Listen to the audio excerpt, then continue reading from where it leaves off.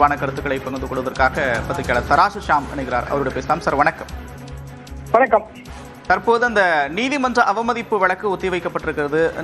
அதே நேரத்தில் தமிழக அரசு உச்ச நீதிமன்றத்தை நாடி இருக்கிறது. அடுத்தடுத்து இந்த வழக்கின் போக்கு தமிழக அரசின் முன்பு இருக்கக்கூடிய வாய்ப்புகள் வேற என்னெல்லாம் அதை பார்க்கலாம் சார்? உச்சநீதிமன்றத்திலே வழக்கு தொடர்ந்து நடக்கும் என்றுதான் நான் நினைக்கிறேன். காரணம், இரண்டு தரப்பு வெவ்வேறு நிலைப்பாடுகளை வைத்திருக்கிறது. கஸ்டம் சோர்ஸ் ஆஃப் லா அந்த வகையிலே இன்றைய தேதிக்கு எது வழக்கமோ அதுதான் நடைமுறையிலே சட்டமாக இருக்க முடியும். வழக்கம் என்றால் நவம்பர் 25ஆம் தேதி கொடியேற்றம் திருப்பரங்குன்றத்தில் முடிந்தது. அதற்கு பிறகு சுப்பிரமணிய சாமி பட்டாபிஷேகம், அதற்கு பிறகு சிறிய வைர தேரோட்டம், அதற்கு பிறகு திருக்கார்த்திகை தினத்தன்று கீழே முருகன் கோயிலில் பால தீபம் ஏற்றி, அதற்கு பிறகு மலை உச்சியிலே இருக்கிற அந்த உச்சி பிள்ளையார் கோயில் அந்த தீபத்தூணிலே தீபம் ஏற்றுவது, அதற்கு பிறகு தீர்த்தவாரி நேற்றோடு திருவிழாவே முடிந்து விட்டது. அதாவது இன்றைய தேதிக்கு கார்த்திகை திருவிழா என்பது இனிமேல் கிடையாது, அடுத்த வருடம் தான் பார்க்க முடியும். இப்படியான சூழ்நிலையில் தான் இந்த சட்ட போராட்டங்கள் நடந்து கொண்டிருக்கின்றன. எனவே உச்சநீதிமன்றம் எது எப்படி முடிவெடுத்தாலும் இனிமேல் அது அடுத்த திருக்கார்த்திகை அன்றுதான் அந்த முடிவு செயல்படுத்தப்படும். அதே நேரத்தில் அது இப்போது இவர்கள் சொல்கிற இந்த தீபத்தூணிலே தீபம் ஏற்றுவதற்கு உச்சநீதிமன்றம் அனுமதி தராது என்றுதான் நான் கருதுகிறேன். ஏனென்றால் நரசிம்மராவ் ஆட்சி காலத்திலேயே பாபர் மசூதி இடிக்கப்பட்ட பிறகு ஏற்பட்ட பிரச்சனை காரணமாக சர்ச்சைக்குரிய இடங்கள் மற்றும் தாவாக்கள் சம்பந்தமான ஒரு சட்டம் இயற்றப்பட்டு விட்டது.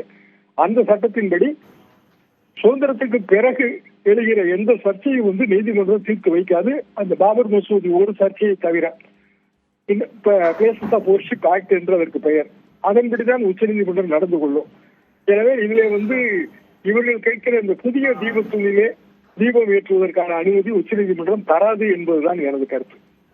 அதே நேரத்தில் தமிழ்நாடு அரசு வைத்த முக்கியமான வாதம் அப்படின்றது தனி நீதிபதியுடைய உத்தரவு முரணாக இருக்கிறது அப்படின்றது மேற்கோள் காட்டி தான் அவங்க இரு நீதிபதிகள் கூட்ட அமர்வுக்கு போறாங்க.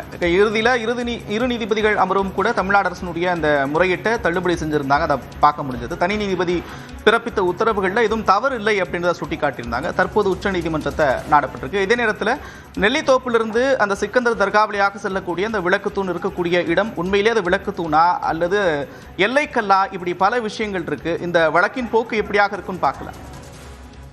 நான் அந்த பகுதியை சேர்ந்தவன் என்ற முறையிலே அதற்கு பிறகு கிடுகிடு பாதாளம் வருகிறது.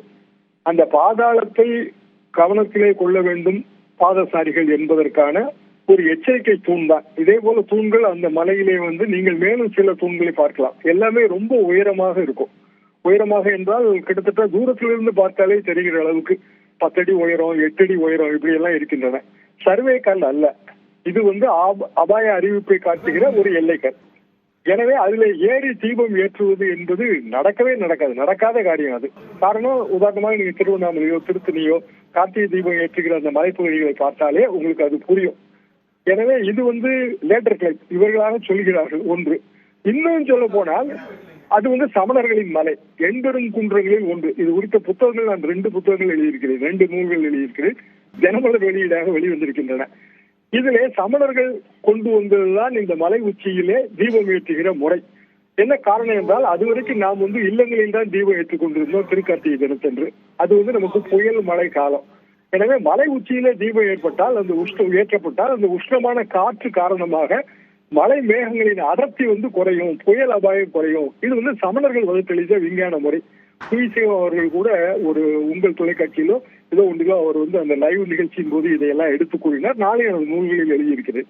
சொல்லப்படாத அந்த மலையை சமணர்களுக்கு சொந்தமானதுதான். ஆனால் இன்றைக்கு அவர்களுக்கு அந்த கிளைம் இல்லை. எனவே இது இந்துக்களுக்கு சொந்தமானது என்றோ அல்லது ஒரு குறிப்பிட்ட பிரிவினருக்கு சொந்தமானது என்றோ கிளைம் செய்வதே மிகவும் தவறான ஒரு விஷயம். எல்லை தூணா, விளக்கு தூணா, அல்லது தீபம் ஏற்றுகிறதுக்கு உரிமை இருக்கிறதா, இது எல்லாமே ஒரு நீண்ட நெடிய பிரச்சனை. இந்த பிரச்சனையை இப்போதைக்கு அரசியலாக்காமல் இந்த பிரச்சனைகளே ஓரளவுக்கு அந்த பகுதி மக்களின் கருத்துக்களை கேட்டறிந்து செயல்படுவதுதான் எல்லோருக்கும் நல்லது. உச்சநீதிமன்றம் அப்படியான முடிவை தான் எடுக்கும். நன்றி திரு தராசு ஷாம், இணைப்பிலிருந்து கருத்துக்களை பகிர்ந்து கொண்டோம்.